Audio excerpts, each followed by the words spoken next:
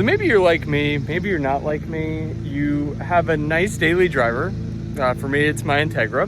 Love it to death, but I also enjoy off-roading. I enjoy, you know, going places and not really having to think about it. I enjoy having fun in general, and I want something that I can beat up a little bit.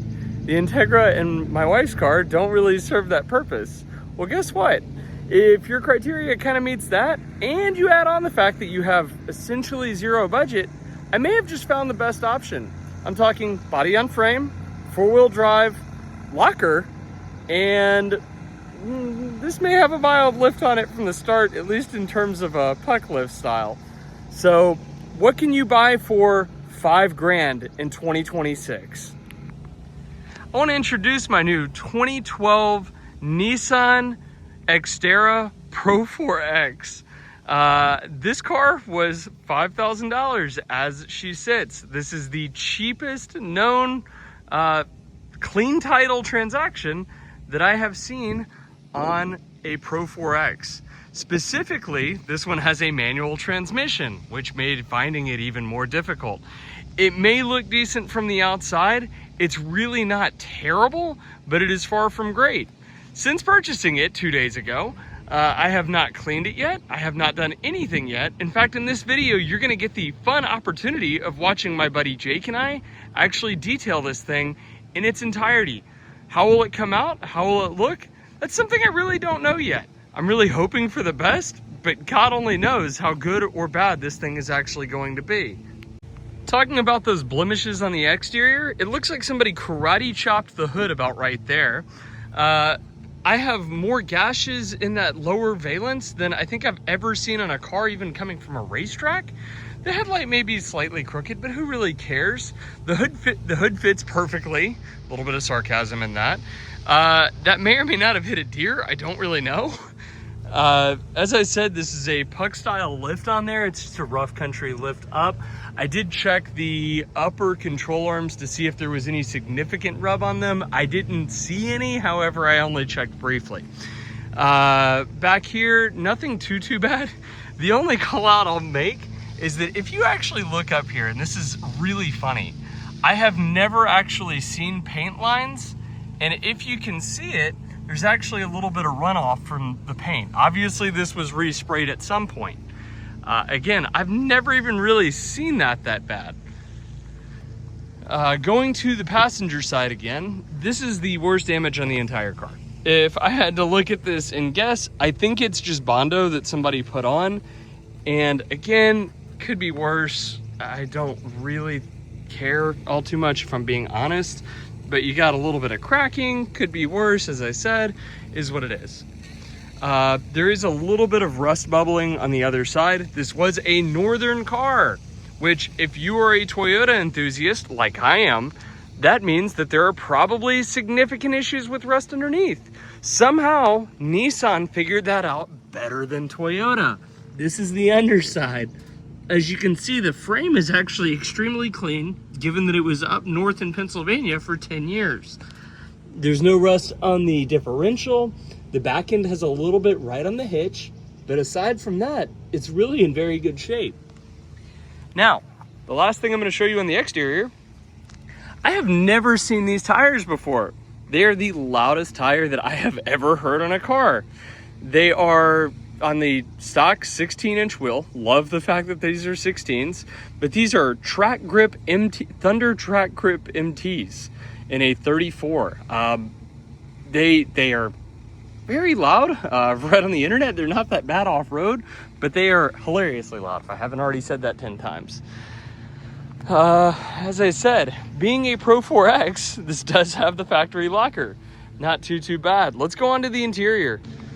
All right, so taking a peek inside of my Pro-4X, as you can tell, I have the nice manual transmission, locker in the middle, 2-wheel drive, 4-wheel drive, and 4-low, all engage appropriately. I'm reading 215,000 miles on the dash right now. Obviously the car's off. No real technology in this thing, but I don't really need it. Checking out the car, seats are in overall good shape. Honestly, they're holding foam better than my old 2012 4Runner was. Opening the door, You know, again, ignore my Waterloo from the back seat, but everything in here is in very decent shape. No significant issues on the interior. Fortunately, this doesn't have the sunroof. I do have the nice roof box though on the top.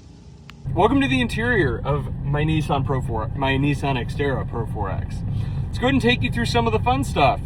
As I said, 6-speed manual transmission. I believe this is out of the 350Z and some of the sedans that Nissan was making in this era and prior. The air conditioning in here blows ice cold. The heat in here does not blow cold or blow hot. It does not blow because the heater core was bypassed. Let's ignore the fact that the entire dash is going to end up having to come out later this summer.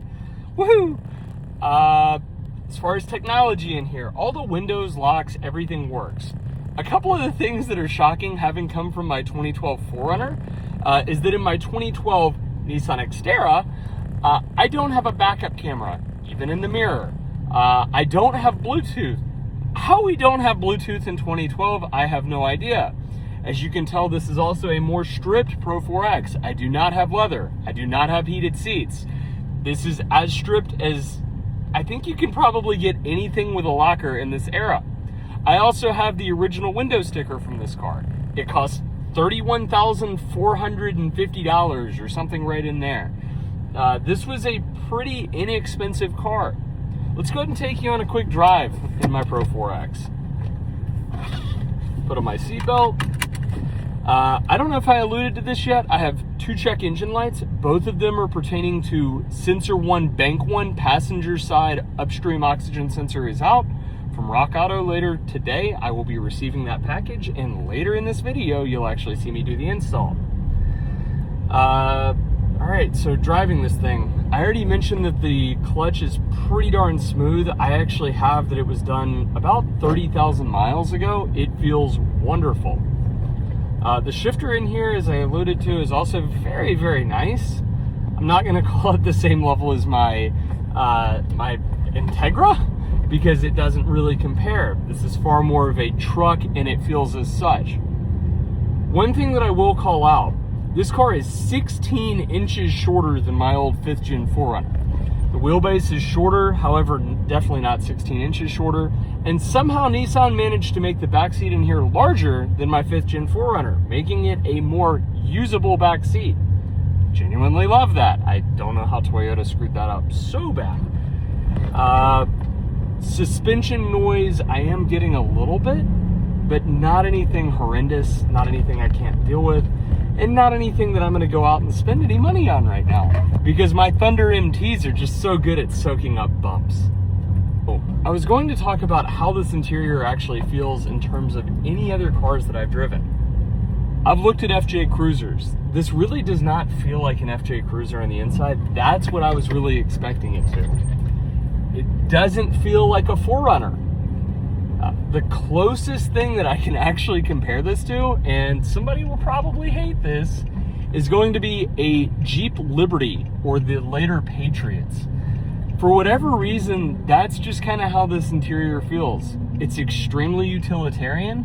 It's comfortable, I'm not complaining about that, but it's very, very, call it raw. A lot of plastics, not really built for any formal comfort, but extremely nice and utilitarian. For my intended purpose of what it is, I think that's actually preferred. Very nice. Pulling out of the parking lot now. Let's see if you guys can actually hear those Thunder MTs. So, going 25, it's definitely not a sports car. And I've also noticed that shifting right around that 3,000 mark is about perfect in here. There's plenty of low-end torque. Definitely not going to win any races, but it's plenty in here. Honestly, I had my buddy Jake in his GX460 ride in here the other day.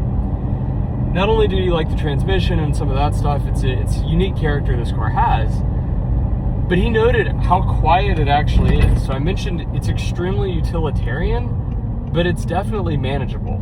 While the interior quality feels, you know, about as high-end as a Jeep product, it is quieter than the Jeep ever was. I went 80 in here last night with my wife, and she even commented on you know, for $5,000, it's a pretty quiet, pleasant experience. We were definitely not complaining. Let's talk about what's next. My wife hates this car. She thinks it is a bad idea, as so many, I think, of us cheap off-roaders probably feel. However, some of the stuff that I would like to do to this car does involve funds that, at the moment, I lack, at least in terms of this car. As this car, you know, gets some traction, hopefully, and I can start putting some money into it, what are my intentions? Number one, I think at some point, she's got 215,000 miles on her. She has a puck lift. I think we all know that the inevitable lift is probably the right thing to do. Let's replace the word probably. It is the right thing to do. I would like to save up and do that formal lift, including a new set of upper control arms. At the same time, because of my intended use case on this car, I will probably go ahead and do a sway bar disconnect or just delete on this, as for what I'm doing with it, it won't need it. Once I have the lift installed, I think that'll get rid of a lot of the small creaks and things that this thing is making. I would like to continue making this a just nice budget build. I would like to do a front and a rear bumper. I would like to add a winch 2 here. I really like this thing. Believe it or not, I was looking at FJs and other things, and for, you know, really about 15 grand for a clean one, that's about what it would cost. For this version of an FJ, which would be one with a locker, it's probably at minimum 10 to 12 for one that's beat and also coming from up north with a little bit of rust, so I acknowledge that. Lastly, I would like to thank you guys for watching. If you have comments, questions, or modifications that you'd like to see me do, whether it's expensive and I can put it on the list, or something inexpensive that I can do that'll make this an even better experience, let me know. I'd love to do it. I'm still very much learning this platform. I'm super Toyota through and through. This is really my first experience in a Nissan product, but let me know. Thank you.